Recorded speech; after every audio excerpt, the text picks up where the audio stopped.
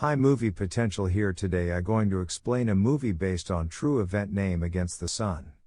So let's begin. In the year 1942, the USA Navy is ready to attack Japan as revenge for what happened on Pearl Harbor by sending torpedo bombers and fighter planes over the South Pacific. On January 16, Pilot-in-Chief Harold Dixon, Bombardier Tony Postula, and radioman Gene Aldrich are on a patrol mission when they find themselves separated from the other aircraft and unable to get their bearings. Dixon thinks they should get back to their carrier, but Gene discovers they're out of reception, and they're running low on fuel. Tony drops the bombs in the sea in order to gain altitude, but it isn't of much help, and since they still can't get communications working, Dixon decides he'll make an emergency landing before they lose all fuel and crash. The plane lands safely on the water and Dixon comes out with his life jacket on, dragging the life raft behind him, but his men aren't doing so well.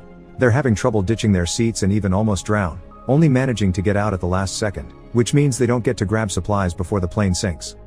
Dixon and Gene drop their weapons too, so it's easier for them to float, but Tony is stuck with his. After some struggle, they manage to inflate the raft, although it's upside down. By tying their life jackets together and throwing them over the raft, they create a handle that allows them to pull and turn the raft over so they can finally climb on it. Now they just have to wait to be found. The next morning, Dixon and Gene exchange a few words over what happened, each man indirectly implying the other may have done something wrong. Seeing as such conversation takes them nowhere, they decide to take watch and stay alert in case a plane comes by. Turns out they're in luck and a plane does fly nearby a few hours later, but it doesn't come close enough to see them, even when they take off their shirts and wave them around as they yell. The plane leaves soon, and Dixon explains this was their only chance. The plane was on a box search and won't break course that could risk them into enemy territory. The war is more important than 3 soldiers. Procedure says one quick look is all they get. Thinking of their survival, Dixon declares the raft to be a ship of the USA Navy and her captain, so Tony and Gene will be following his orders. They take inventory of the things they have in their pockets, but it's not much, mostly a bunch of tools and random things like wires, plus an empty water bag. Gene also has a knife that Dixon orders to be kept in his pocket to avoid the risk of cutting the raft.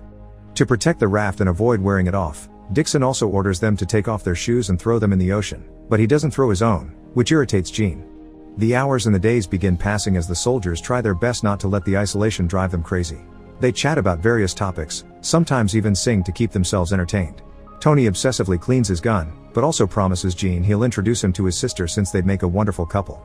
The sun is scorching during the day, so they little by little lose each layer of clothing, gaining blisters on their skin. The nights are cold, and when they sleep, they're haunted by nightmares involving drowning or the guilt of the possible mistake that got them in this situation in the first place.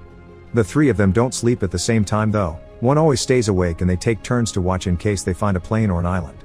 It's during one of these watches that Dixon decides to relieve himself in his own shoe and drink his own pee to at least try to satiate his thirst a little. One morning, when they feel a nice breeze moving the boat along, Dixon makes some calculations to have a vague idea of where they are heading. There's a chance they'll reach some islands, but it'll be weeks before that happens, so Gene decides he wants to try fishing to avoid starving to death. With some wire and cord, they make a hook that they throw into the sea, but whatever bites is strong. Tony has to help Gene pull back, and when they finally recover the end of the line, the hook is gone, reminding them there are some dangerous creatures out there.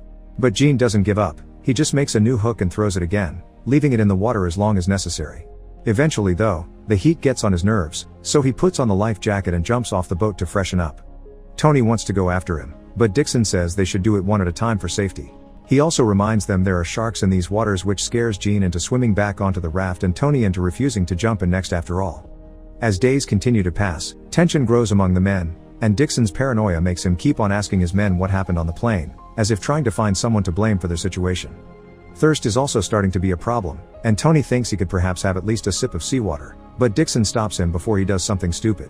Gene comments on how many more shoes they may fill with the yellow stuff when he's suddenly interrupted by Dixon crying out in triumph. He's found a pencil in his pocket that he had overlooked before. Now he can draw a chart and keep an eye on the direction they're heading. If they want to reach the island, they need to keep the wind in their favor.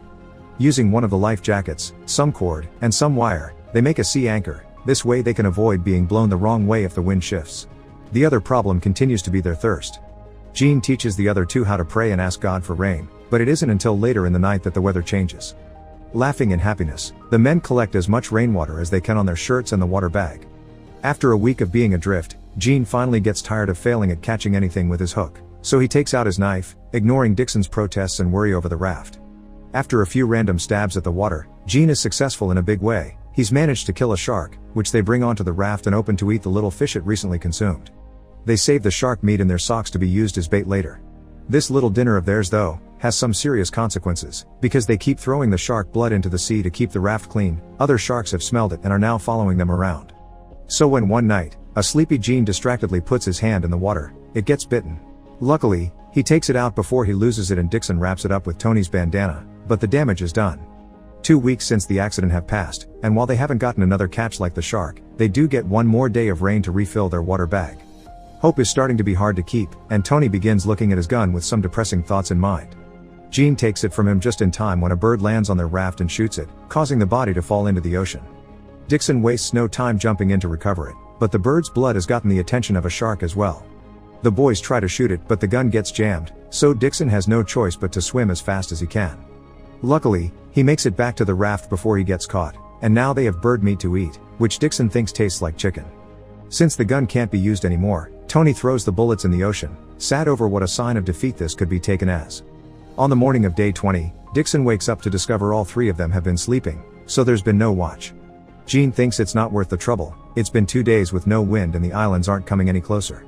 He calls out Dixon for his map, not understanding how he could have calculated their position anyway if their plane had been lost and they didn't even know what their starting point had been. He also thinks it's Dixon's fault that the plane got lost because somehow he had flown them out of range. After lots of arguing and yelling, Dixon admits he had been expecting to see islands a couple of days ago, so yes, their course is off. His memory finally kicks in and he remembers what happened on the plane. He had fallen asleep. It was only a couple of minutes, but still enough for them to miss their turn. He apologizes for his mistake, knowing he will never be able to make up for it. A depressing mood falls over the raft, so trying to make things better, Gene picks up the chart and says that while it may not be perfect, it's their only hope to return home. When Tony makes a joke about producing their own wind, Dixon gets an idea. Using Gene's knife, he cuts off the soles of his shoes, which they proceed to use to row. A month after the incident, they finally get some rain again. Except this isn't average rain, it's a full raging storm with lightning included. The waves grow high and aggressive, and they end up turning the raft over. The men fall in the water and lose the few tools they had, including their rowing shoes, but the raft is more important. They find each other by holding onto it, and together with the help of the wind, they flip the raft back on position before climbing on it, huddling close for warmth until the storm passes. The rain is gone in the morning, but the men are too tired to do anything else other than laying down. Having lost all hope, their conversation turns depressing. They discuss what to do with the body if one of them dies, since it could be food, remember the people at home that believe them to be dead, and make Dixon cry when Tony and Jen say they wouldn't have sent him to court-martial for his mistake. Tired of this somber mood and thinking they've come too far to give up now, Tony convinces his friends to row with their hands to at least go down trying. This tires them out so much that Dixon does what he said they wouldn't, which is drinking seawater, and Tony falls asleep so deeply that for a moment they believe him to be dead. Suddenly, Gene sits up when he sees something green in the distance. They've finally found an island. Desperate enough not to care if it's taken by the enemy and with tears in their eyes, the men begin rowing with their hands until they reach the shore waves that push them the last stretch of the way onto the beach. The 3 of them land on the sand safely, and as soon as they see 2 shacks nearby, they make their way there on shaky legs. This landing happens on February 20th, after 34 days spent lost at sea and sailing their raft for more than 1,000 miles. After they get rescued, Dixon is awarded the Navy Cross for leading his crew into safety but never flies another combat mission again. Because of his injuries, Tony can't pursue the Navy as a career as he wanted, and when he dies in 1986, his ashes are scattered at sea. Gene serves out the war as a radio man, and in 1946, he marries Tony's sister.